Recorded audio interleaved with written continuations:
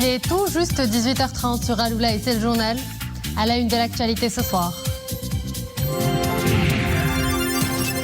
Préserver le pouvoir d'achat du citoyen en cette période de crise et de stress hydrique, un défi de taille. C'est la priorité du moment. Une commission interministérielle de vigilance s'est tenue au ministère de l'Intérieur. L'occasion d'annoncer une batterie de mesures pour la réduction des prix des matières premières. Le but est de préserver le pouvoir d'achat des Marocains, principalement à l'approche du Ramadan.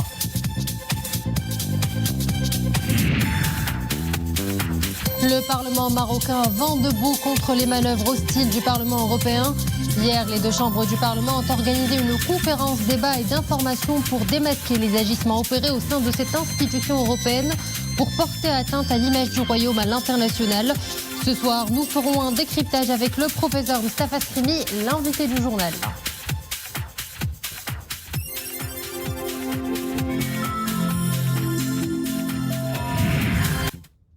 Bonsoir à tous. Avant de développer ces titres, cette information, le nombre des ressortissants marocains qui ont trouvé la mort dans le séisme qui a frappé le sud-est de la Turquie s'élève aujourd'hui à 4 victimes.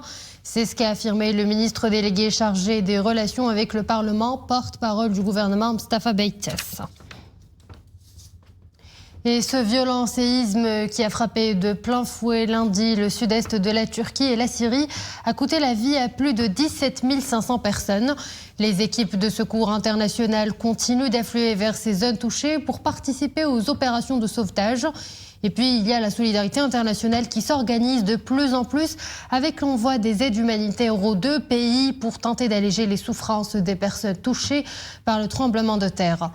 L'Union européenne a annoncé la mobilisation d'une aide d'urgence supplémentaire. Ce soutien sera opéré au moyen d'un mécanisme de protection civile de l'Union et une aide humanitaire d'urgence d'un montant de 6,5 millions d'euros. Actualité nationale à présent, un conseil de gouvernement s'est tenu sous la présidence du chef du gouvernement Aziz Arnouch. Au programme, le sujet d'approvisionnement des marchés. Aziz Arnouch a appelé à accroître le contrôle de l'État d'approvisionnement des marchés du Royaume, notant que les hautes instructions royales mettent l'accent sur la nécessité de protéger le pouvoir d'achat du citoyen et d'assurer l'approvisionnement normal des marchés en denrées alimentaires nécessaires. Pour cela, Aziz Arnouch a instruit les ministres à mobiliser l'ensemble des services relevant de leur département afin de renforcer le contrôle du marché national, de garantir son approvisionnement régulier en denrées alimentaires, de lutter contre la spéculation et de protéger le panier de la famille marocaine, principalement à l'approche du mois de Ramadan. Le chef du gouvernement a également appelé les ministres à effectuer des visites de terrain pour s'enquérir des conditions d'approvisionnement des marchés et d'en assurer le suivi personnel, notant que les répercussions de la conjoncture actuelle, qui est marquée par de nombreux défis internationaux et climatiques, ainsi que la protection du citoyen, appellent à un suivi minutieux et de proximité des différentes chaînes de production et de distribution. Par ailleurs, intervenant lors d'un point de presse tenu à l'issue du Conseil de gouvernement, le ministre délégué chargé des relations avec le Parlement, porte-parole du gouvernement Moustapha Beytes, a assuré que le gouvernement qui subventionne l'électricité depuis des années ne procédera pas à l'augmentation des tarifs de cette énergie vitale. Le Conseil de gouvernement a également pris connaissance de la convention revisée sur la reconnaissance des études, diplômes et grades de l'enseignement supérieur dans les États arabes. Adoption également d'un projet de décret portant délégation de pouvoir et de signature. Ce projet de loi s'inscrit dans le cadre de la dynamique que connaît le processus de mise en œuvre du chantier de la déconcentration administrative.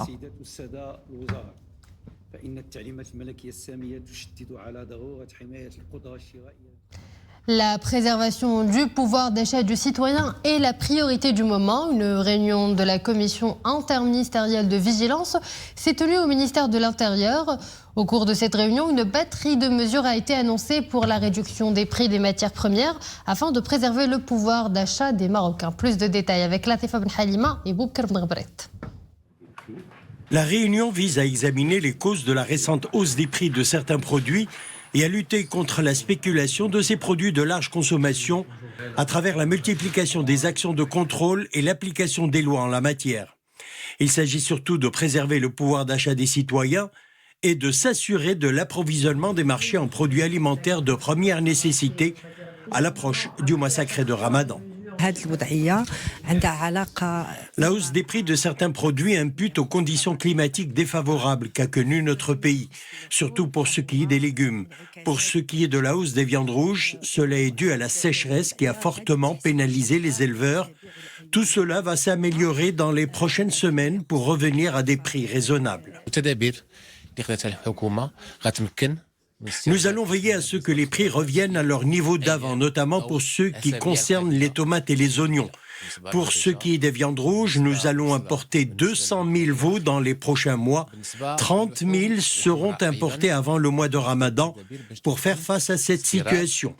Les prix ont d'ailleurs commencé à baisser. Pour le gouvernement, il s'agit de redoubler de mobilisation et de vigilance. Il s'agit de protéger le pouvoir d'achat du citoyen par le renforcement d'opérations de contrôle du marché national. Des mesures seront prises pour renforcer l'offre et les stocks de produits de base. L'approvisionnement dépasse les 30 jours. Pour d'autres produits, cela va jusqu'à 60 jours. Avec tous les services concernés, l'accent est mis sur la nécessité de renforcer les contrôles pour faire face à toute spéculation qui pourrait toucher le consommateur.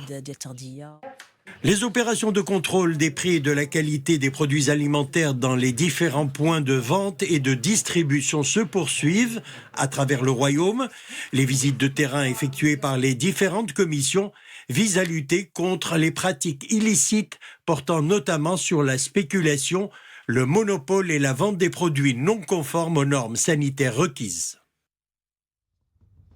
Hier, les deux chambres du Parlement ont organisé une rencontre de débat et d'information pour dénoncer les attaques hostiles, flagrantes et répétées menées contre le Royaume par le Parlement européen. Les différents participants à cette conférence ont abordé l'instrumentalisation de la question des droits de l'homme, les visées contre l'intégrité territoriale du Royaume ou encore l'exploitation sournoise de l'affaire Pegasus. Les précisions avec Nissel El-Hamdaoui, Nadia El-Moudden et Abdel Fattah Souine. Au sein de l'hémicycle, parlementaires, représentants de la société civile, experts et juristes parlent de la même voix. Le Parlement européen est devenu un espace hostile, utilisé pour engager des attaques systématiques contre le Maroc à des fins inavouées. La conférence débat organisée hier par les deux chambres du Parlement a permis de placer les choses et les faits dans leur contexte. Objectif, mettre à nu les manœuvres qui s'opèrent au sein du Parlement européen contre le Royaume et révéler le vrai visage de certains eurodéputés, architectes de la fameuse résolution du Parlement européen hostile au pays. Des eurodéputés qui sont de connivence avec les ennemis de la nation. En témoigne leur acharnement excessif contre le Maroc. Rien qu'en 2022, ils ont posé 112 questions dirigées contre le pays et engagé 18 tentatives d'amendement défavorables au Royaume. Aujourd'hui, le Parlement marocain remet les pendules à l'heure. Nous avons des mécanismes avec le Parlement européen, des mécanismes pour parler de toutes choses. Mais ce mécanisme-là, ça veut dire quoi? Ça veut dire que toute résolution, ou tout amendement qui est initié par le Parlement européen doit passer par ce mécanisme-là. On le discute, il écoute les Marocains, il entend le point de vue des Marocains, il entend également le point de vue de la société civile, et puis ils peuvent former leur opinion par rapport à ça. Ce mécanisme-là n'est pas utilisé par les Européens. Maintenant, le Parlement européen, on lui demande une question très simple. Est-ce que ce mécanisme ne vous intéresse pas? Si ça ne vous intéresse pas, c'est quelque chose que vous avez voté vous-même dans une plénière. Donc si vous l'avez voté et maintenant vous ne l'utilisez pas, il y a un problème chez vous. Donc il y a un problème. Et s'il y a ce problème-là, nous, on doit le connaître. Et puis le Parlement marocain, il est souverain. Il peut prendre les mesures nécessaires par rapport à cette situation. Une commission thématique ad hoc consacrée à la réévaluation des relations avec le Parlement européen, composée de représentants des deux chambres du Parlement, a été créée. Et hier, un appel a été lancé à la présidente du Parlement européen. Je lance un appel à son Excellence la présidente Metsola Roberta, la présidente du Parlement européen, à veiller au respect des dispositions des conventions qui lient les deux parties, de respecter le statut, le mode de fonctionnement les dispositions de fonctionnement de la commission CPM, si vraiment ils ont l'intention, comme ils le déclarent, d'aller de l'avant. Nous sommes là surtout pour éclaircir à la presse marocaine et à la communauté marocaine et à nos concitoyens pour éclaircir un petit peu la position du Parlement marocain, parce que nous voulons absolument, en tant que représentants de la nation marocaine, nous voulons réévaluer nos relations avec le Parlement européen, parce qu'il est temps de montrer à l'Europe et de montrer au monde entier que le Maroc d'il y a 30 ans ou le Maroc d'il y a 40 ans n'est pas le Maroc d'aujourd'hui, que nous avons évolué avec le temps et qu'il est temps que les gens ouvrent leurs oreilles et ouvrent grand leurs yeux et sachent à qui ils ont affaire en face d'eux. La campagne ourdie menée contre le Maroc par un courant au sein du Parlement européen a abouti à l'adoption le 19 janvier dernier d'une résolution non contraignante sur le respect de la liberté d'expression dans le Royaume. S'en est suivi l'accueil par un groupe isolé d'eurodéputés au sein de l'institution européenne d'une personne partisane du séparatisme et du terrorisme et par le débat sur des allégations d'espionnage de responsables d'un pays européen. Pour le Maroc, les visées de cette agression sont bien connues. Elles ciblent le positionnement international du Royaume, son émergence économique et sa place sur l'échiquier international et continental. Et pour un décryptage avec nous sur le plateau, professeur Mostafa Sahimi, politologue et professeur de droit. Professeur, bonsoir. Bonsoir. Quelle est la portée de cette conférence débat et d'information qui a réuni hier des parlementaires, des représentants de la société civile, des experts et des juristes et à laquelle vous-même vous avez pris part? C'est un rendez-vous important que celui d'hier au Parlement. Il y avait les organes de direction du Parlement, des deux chambres, Chambre des représentants, Chambre des conseillers, les membres et présidents des commissions des affaires étrangères des deux chambres, et les membres aussi du comité de la commission parlementaire Maroc-Union européenne. C'est une réunion importante qui a duré 4 heures. 4 heures, donc il y a eu de la matière et il y a eu une quinzaine d'interventions sur un certain nombre de points que l'on va sûrement évoquer, mais qui ont été d'ailleurs traités dans votre sujet. Il faut rappeler d'abord le contexte de nos relations avec ce Parlement européen. De 2010 à 2022, le Maroc a fait l'objet de 920 questions au sein de ce Parlement européen. D'un intérêt tout particulier, c'est pas par bienveillance, c'est pas par empathie, c'est-à-dire que le Maroc s'est retrouvé, je rappelle le chiffre, 920 fois dans l'ordre du jour, de débats, de questions, etc. Mieux, pour l'année 2022, l'année écoulée, le Maroc a fait l'objet de 118 questions. C'est beaucoup. Plus 18 propositions d'amendements à des textes, etc. Il y a là un intérêt qui n'est pas bienveillant, qui est un intérêt qui traduit un état d'esprit, donc hostile, il faut bien le dire, à l'endroit du Royaume. Maintenant, autre contexte. Qu'est-ce qui se passe depuis 3 semaines? Le 19 janvier dernier, le Parlement européen, à la majorité absolue, 356 voix, il compte 705 membres, a voté une résolution qui pose un certain nombre de problèmes, qui interpellent le Maroc sur quoi? Sur les droits de l'homme, sur le fonctionnement de la justice, etc. De quel droit? De quel droit? Sur quelle base? Sur quoi se sont-ils basés pour avancer de telles arguties? Alors, d'où ça vient? Il faut rappeler d'où ça...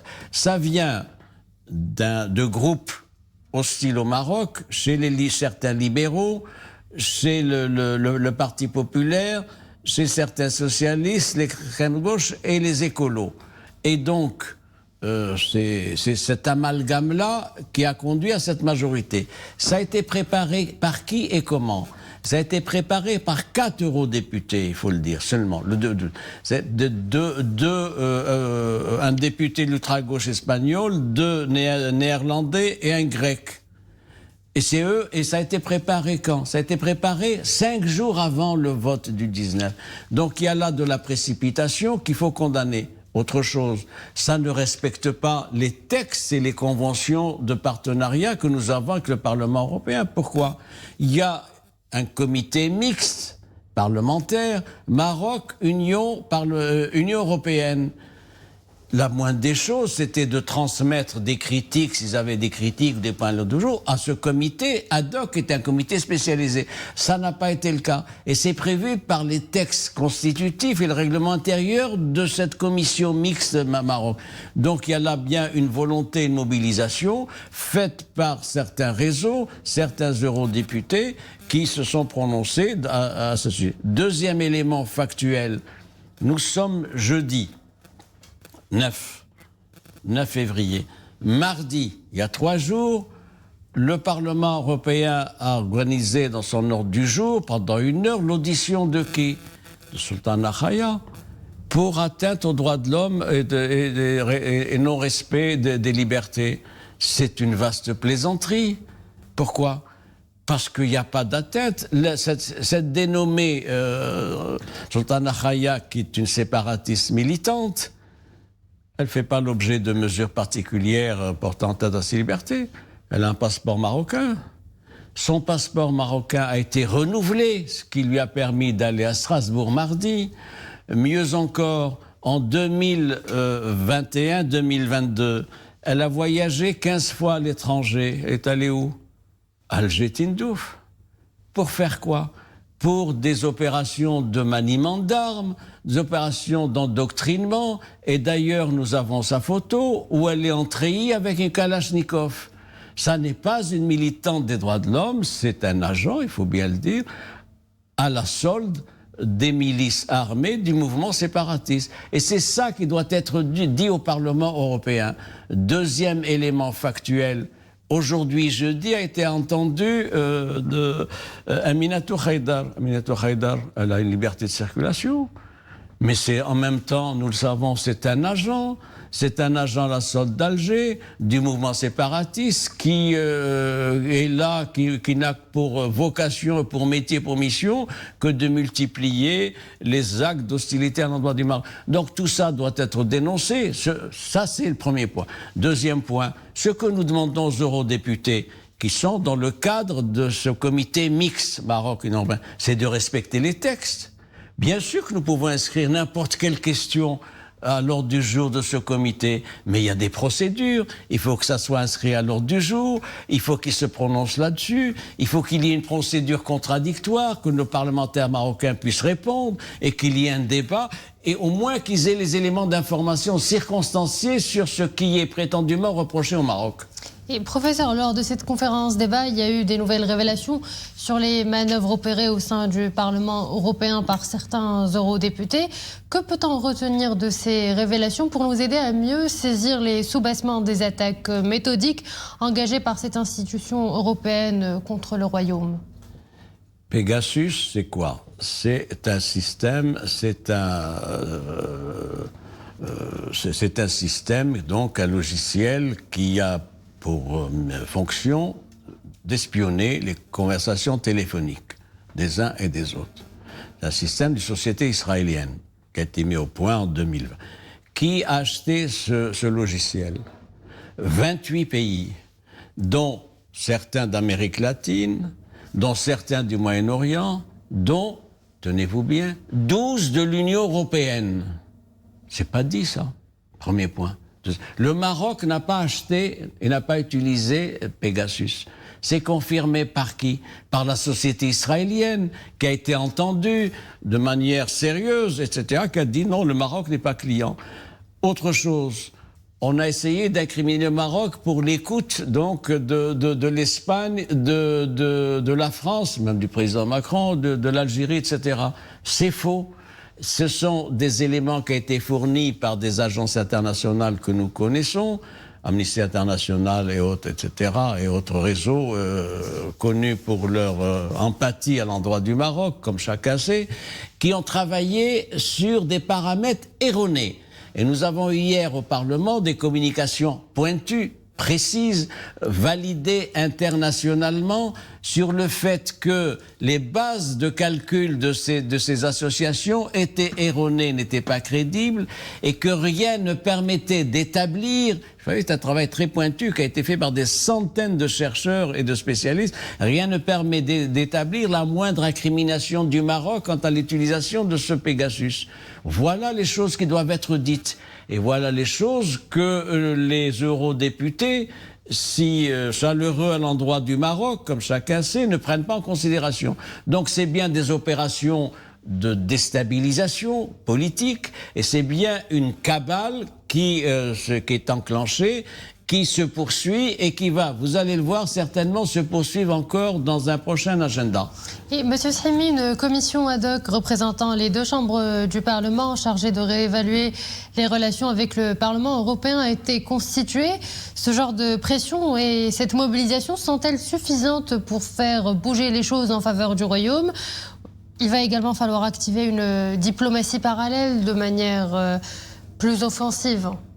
La position du Maroc aujourd'hui est une position militante. C'est une position de recadrage de tout ce qui peut venir de ce Parlement européen et notamment du comité mixte qui est défaillant d'ailleurs en l'espèce. Pourquoi il est défaillant ? Il faut le dire quand même. Sa dernière réunion remonte à mai 2022.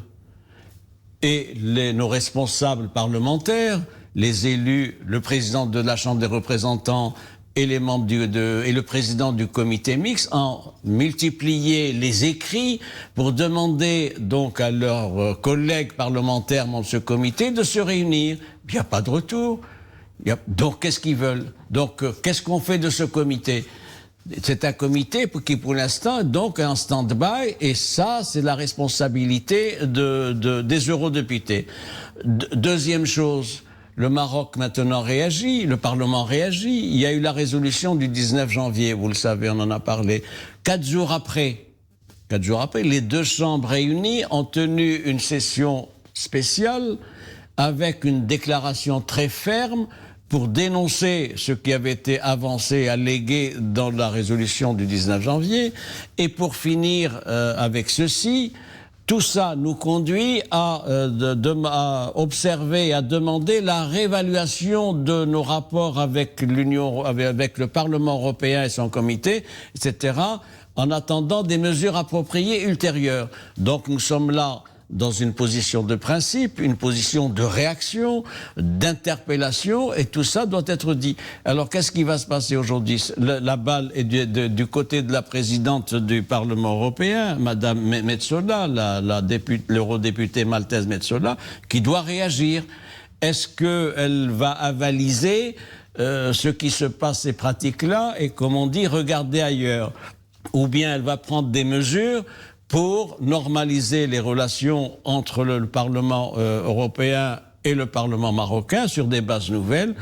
Il y a eu d'ailleurs un communiqué hier de ce Parlement européen pour des mesures de transparence intéressant le bon fonctionnement, etc. Ça ne nous concerne pas, mais nous attendons du Parlement européen, de la présidence et des eurodéputés des mesures conséquentes sur le point suivant. Qu'est-ce qu'ils veulent faire avec le Parlement marocain, qu'ils décident, qu'ils fassent des annonces, et le Parlement marocain saura en tirer les conclusions les plus appropriées.